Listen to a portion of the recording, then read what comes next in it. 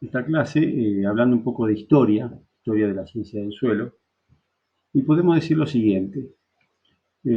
Cuando el hombre deja de ser nómade y empieza a ser sedentario, hábitos sedentarios, se establece en un lugar, podemos decir que allí da origen a las primeras civilizaciones, ¿sí?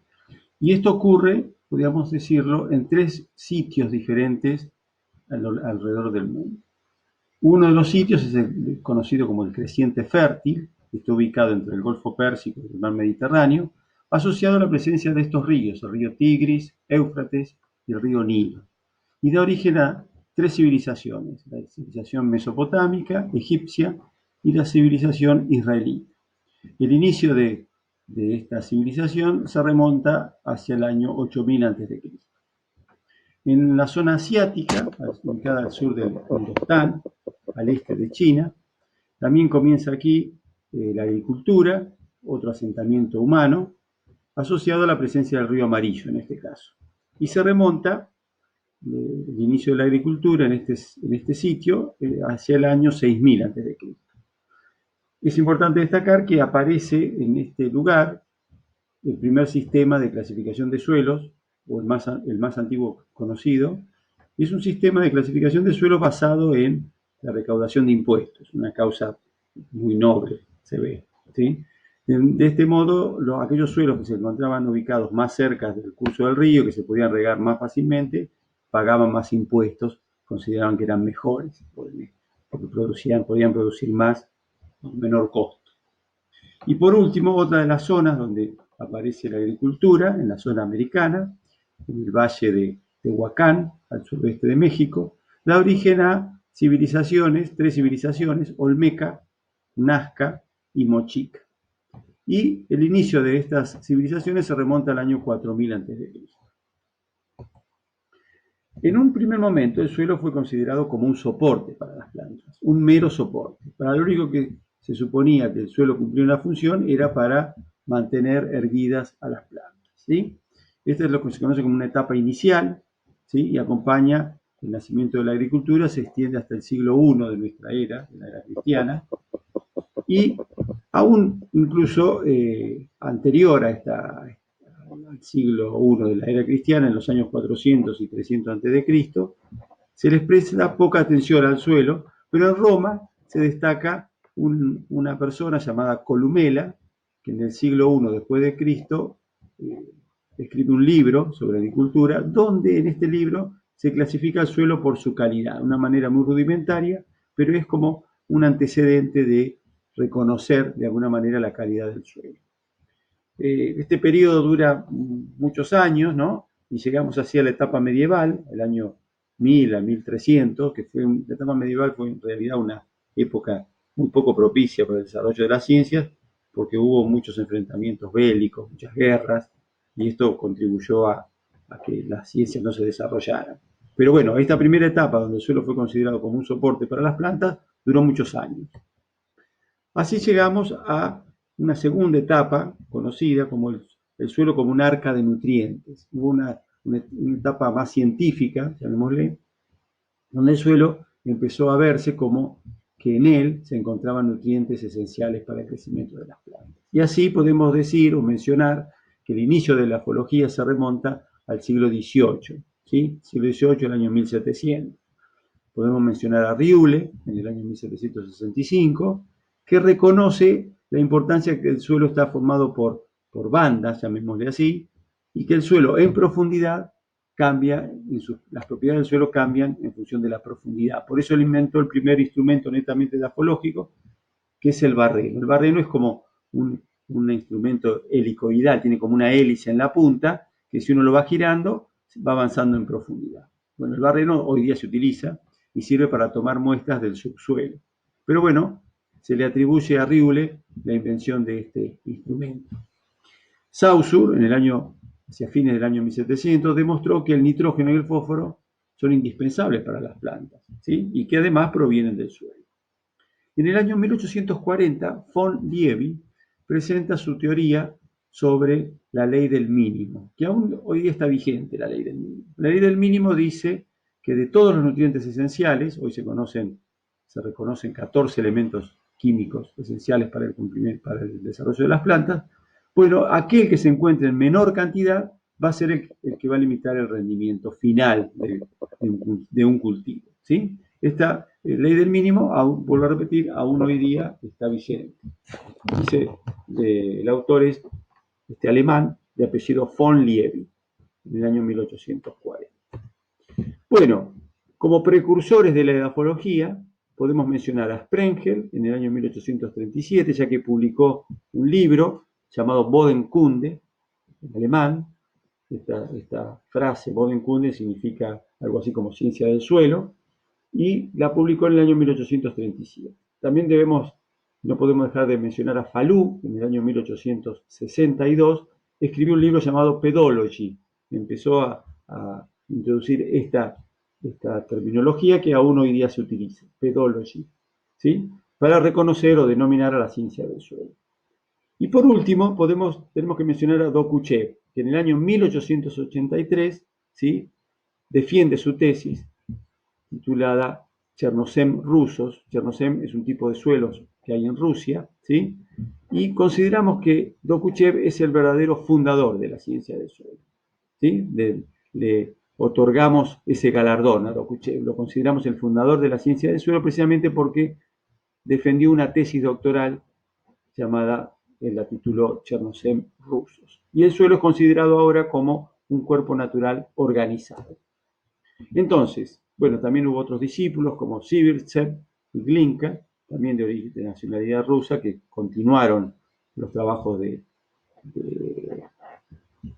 los trabajos de Dokuchev, no sería la palabra.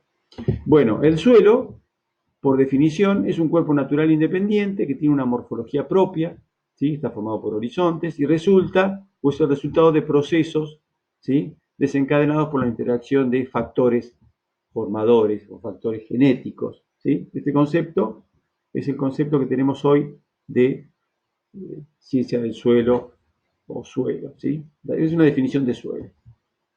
La edafología. ¿Qué es la edafología? La edafología es la ciencia, o una rama de la ciencia, que estudia las propiedades físicas, químicas y biológicas del suelo desde el punto de vista del crecimiento de las plantas, ¿sí? La edafología estudia los suelos, vuelvo a repetir, desde el punto de vista del crecimiento de las plantas, ¿sí? Y debemos destacar que el desarrollo debe ser sustentable, ¿sí? Debe ser capaz de mantenerse a través del tiempo. Esa es la función un poco que tenemos que nos corresponde a todos los que hagamos plantaciones, o sí, a todos los que hagamos uso del suelo, tenemos la obligación de preservarlo para las generaciones futuras. Bueno, el suelo, la edafología, esta ciencia nueva, relativamente nueva, es una ciencia que está íntimamente relacionada con otras ciencias. Por ejemplo, está relacionado con ciencias fundamentales o se nutre de conceptos de ciencias como la física, la química y la matemática, ¿sí? Se nutre de estas ciencias básicas, ¿sí? Interacciona con ciencias de la biología como botánica, zoología y microbiología. También interacciona con varias ciencias de la Tierra como la climatología, la geología y la geografía. Y también con ciencias aplicadas como la agricultura, ¿sí?, la ingeniería forestal, ¿sí?, la ingeniería agronómica, por supuesto, también, y también alguna otra ingeniería también está relacionada, la edafología.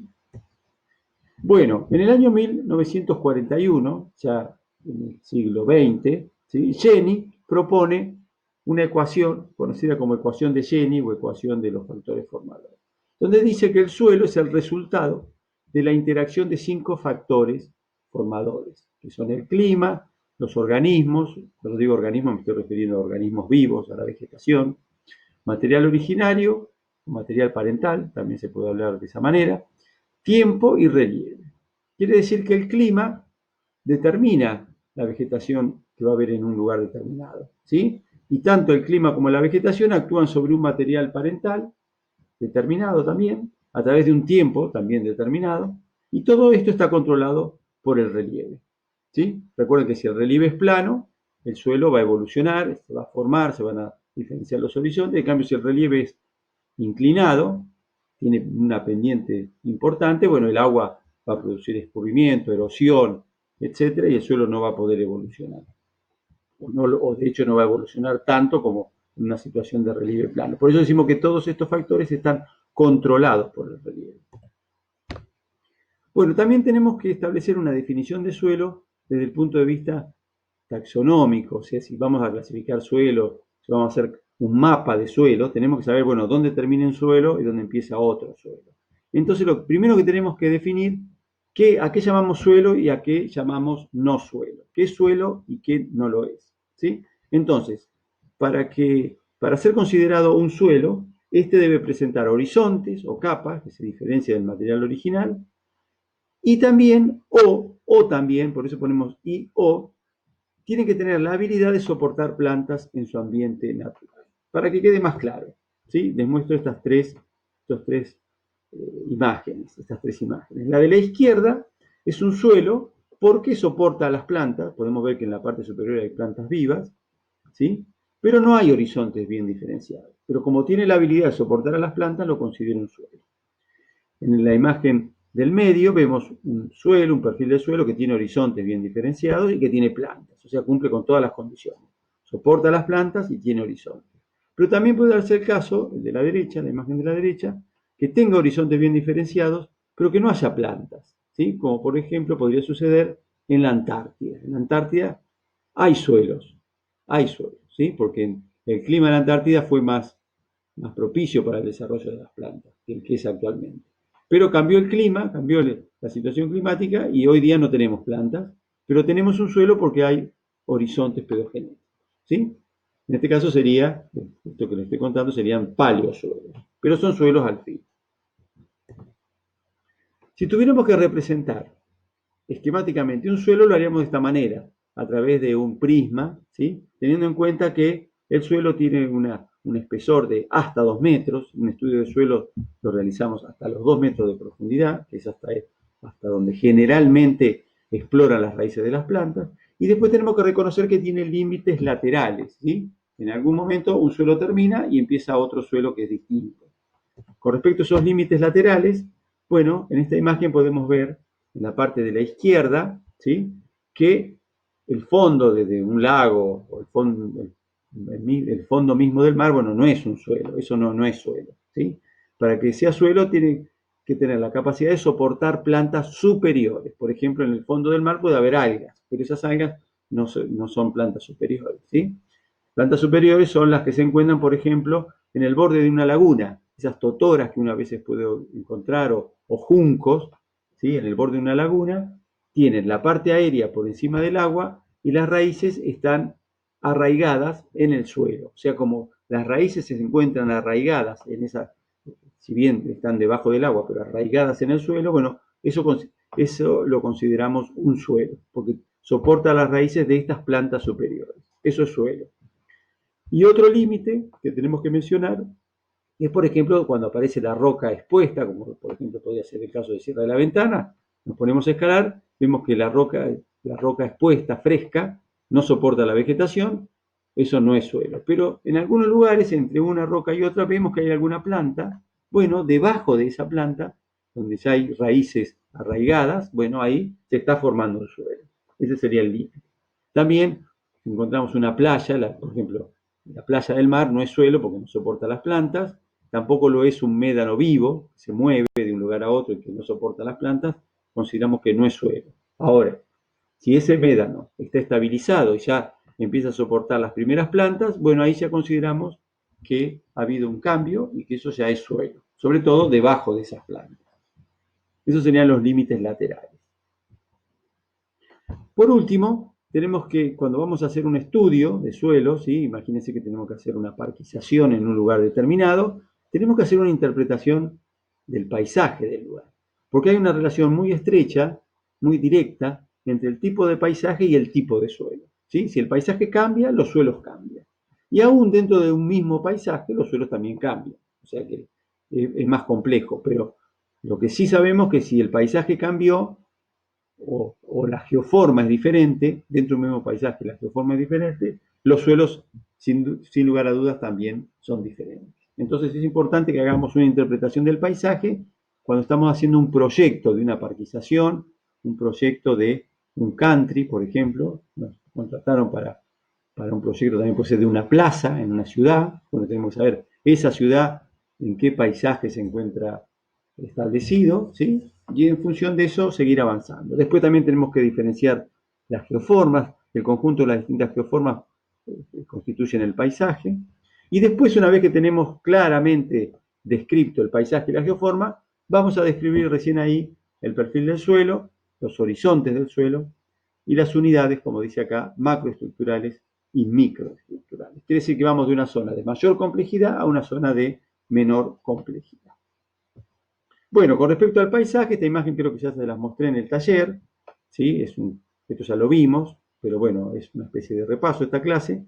Vamos a ver que si tenemos paisajes diferentes, como en este caso tenemos al norte de Bahía Blanca, el paisaje se llama Positivo de Ventaña, donde se encuentra la Sierra de la Ventana, y hacia el sur es lo que llamamos otro tipo de paisaje, la Cuenca del Colorado. Entonces no es lo mismo hacer un proyecto de un parque, de un jardín, de un parque, de un country, ¿no? En la zona, en el Positivo de Ventana, en la zona de Torkins, por ejemplo, que hacer un proyecto en la zona de Pedro Luna, en la Cuenca del Colorado.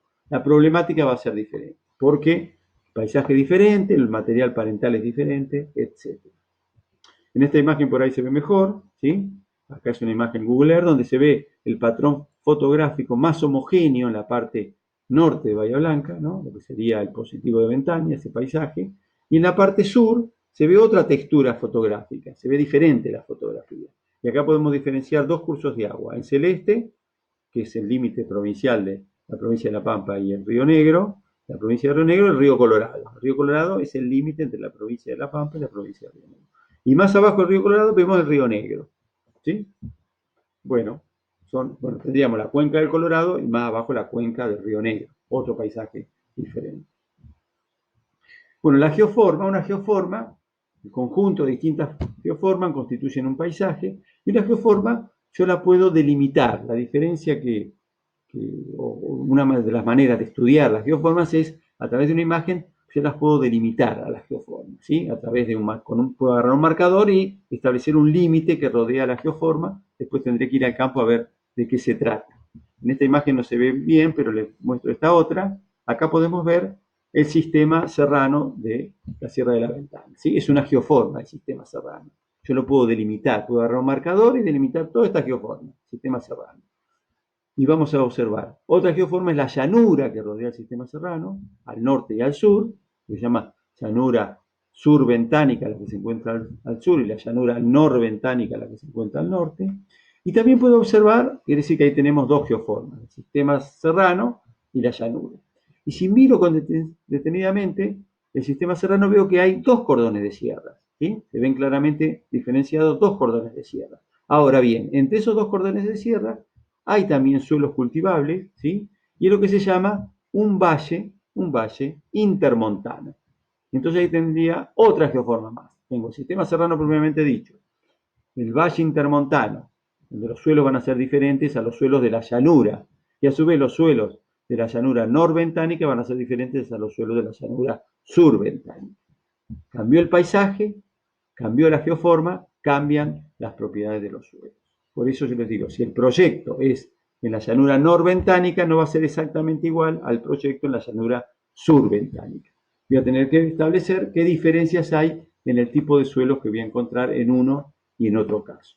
Por ejemplo, en los valles intermontanos los suelos suelen ser muy profundos y muy fértiles, porque acumulan mayor cantidad de agua que en la llanura, ¿sí? Entonces, si estoy ubicado, tengo que hacer un country en un valle intermontano, lo más probable es que me vaya muy bien, porque voy a tener una buena condición de los suelos, van a ser buenos suelos para el desarrollo de las plantas.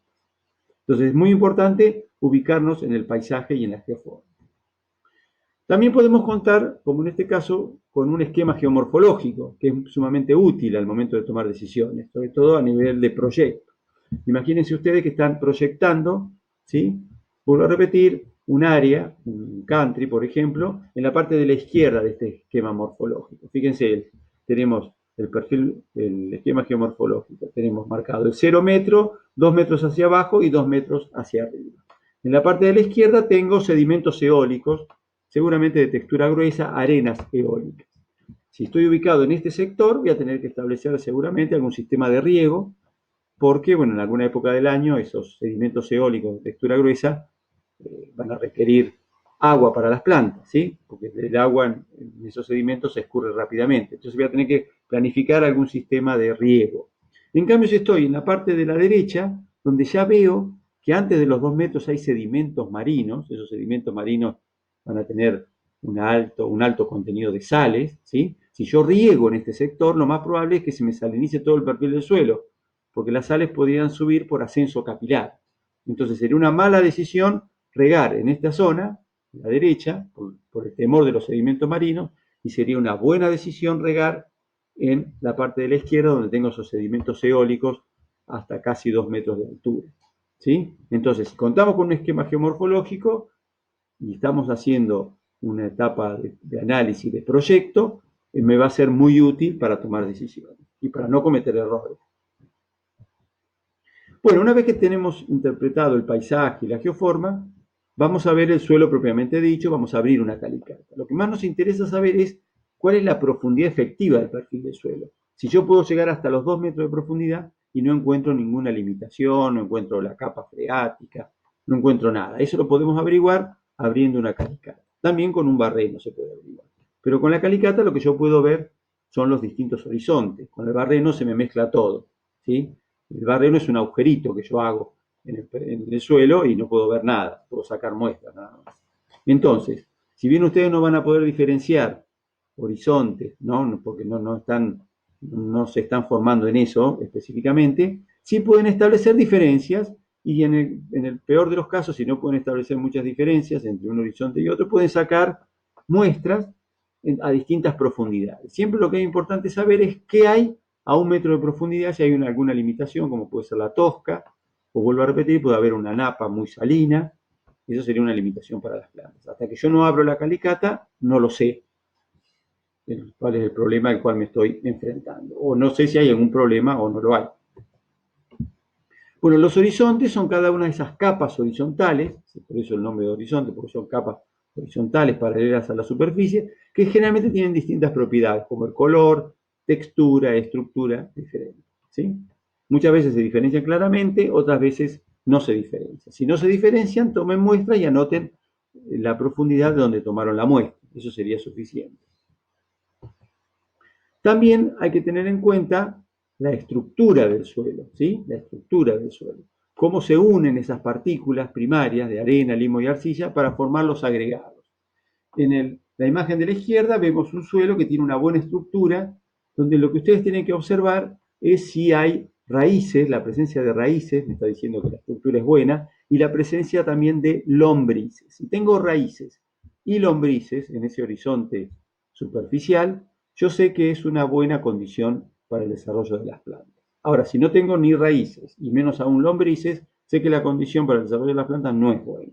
Fíjense la imagen de la derecha, una estructura que la llamamos prismática, ¿sí? Donde no se ven raíces, no veo raíces menos aún lombrices. No es una estructura, no es la peor, pero es una estructura donde las raíces de la planta la única posibilidad que tienen es de irse para abajo por las caras de los prismas.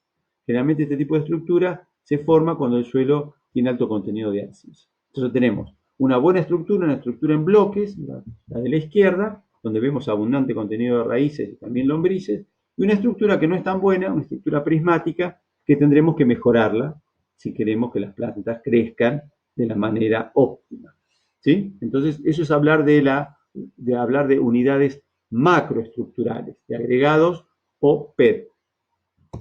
Vamos a unidades ahora microestructurales. También podemos agarrar un agregado, agarramos un agregado del suelo, esa unión de las partículas, se impregnan estos agregados con una resina para que no se desarme, y después se puede hacer un corte delgado que se mira en el microscopio. Entonces ahí estamos mirando, si estamos mirando al microscopio, estamos mirando la microestructura del suelo, ¿sí?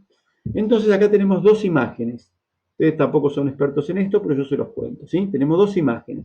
La imagen de la izquierda, en ese corte delgado que yo estoy mirando al microscopio, puedo ver Estas manchas negras son manchas de materia orgánica, de humus precisamente, ¿sí? Que es algo bueno. Tengo manchas de materia orgánica, después veo un color marrón, ¿sí? Veo las unidades arena, limo y arcilla, que no se diferencian, pero están allí, tienen ese color, ¿sí? Y también puedo ver todos estos canales blancos, de color blanco, que son los poros del suelo. Los poros del suelo que acumulan agua y aire. Este es un suelo que presenta una buena condición física, la imagen de la izquierda. Así se ve en un corte micro, en un corte delgado. O sea, se llama generalmente cortes delgados, ¿sí? En un corte delgado al microscopio, en un suelo que tiene una buena condición, se ve esta imagen. Se ve la materia orgánica, se ven las partículas de arena, limo y arcilla, y se ven muchos poros, ¿sí? Que son los espacios que se ven de color blanco, que se van a llenar con agua, cuando tenga agua, y cuando se seque se van a estar ocupados por el aire. Y en la imagen de la derecha, acá ya no veo poros, es una mala condición, y veo estos cristales de color blanco, se ven acá de forma blanquecina, que tienen esta forma alargada, que son cristales de yeso, son cristales de yeso. Entonces, cuando hay abundante contenido de yeso en una muestra de suelo, carece de porosidad. En este corte delgado se puede observar que no hay porosidad en ese suelo, lo cual es malo. Generalmente, cuando hay alto contenido de yeso, el horizonte se presenta como muy compacto, muy duro, sin agua, porque no hay poros, es poco fértil, porque lo único que hay es yeso, y es un ejemplo de un corte delgado de un suelo problemático, un horizonte problemático, un horizonte que tiene alto contenido de yeso, propio de las zonas muy áridas. El yeso se acumula en las zonas muy áridas. Entonces acá tienen dos ejemplos, uno bueno y uno malo. El malo es el de la derecha, donde vemos que hay un mineral que predomina, que es el yeso, cristales de yeso, y que no hay porosidad. Lo malo es precisamente eso. No hay porosidad y después no hay tampoco mucha fertilidad, porque lo que predomina es el yeso, el sulfato de calcio. En cambio, en la imagen de la izquierda vemos la materia orgánica, el limo, la arena y la arcilla, y los canales o los poros, que en algunos casos tienen forma, parece como si fuera un cabello, ¿no? Eso es muy bueno, son poros capilares. Bueno, ya vamos terminando. Y por último tenemos la fase física del suelo, ¿sí? Esta fase física la podemos definir como un suelo que tenga una buena condición física. El 50% del espacio tiene que ser espacio poroso. O sea, un suelo que tiene buenas propiedades físicas debe tener más de un 50% de espacio poroso, que va a estar ocupado por aire y por agua, ¿sí? El 45% restante son los constituyentes minerales, arena, limo y arcilla, y un 5% de materia orgánica, ¿sí? Hay que evaluar en un suelo determinado la porosidad total de ese suelo. Si la porosidad total es menor del 50%, puede ocurrir que el suelo esté compactado. Cuando un suelo se compacta, el espacio poroso se reduce, ¿sí? Los suelos arenosos, es importante saber que tienen baja porosidad total, suelen tener menos del 50% de porosidad total, pero otro tipo de suelos que no son arenosos deberían tener más de un 50% de espacio poroso. Eso es una buena condición física para un suelo. Bueno, y llegamos al final de esta clase. Espero que se haya entendido.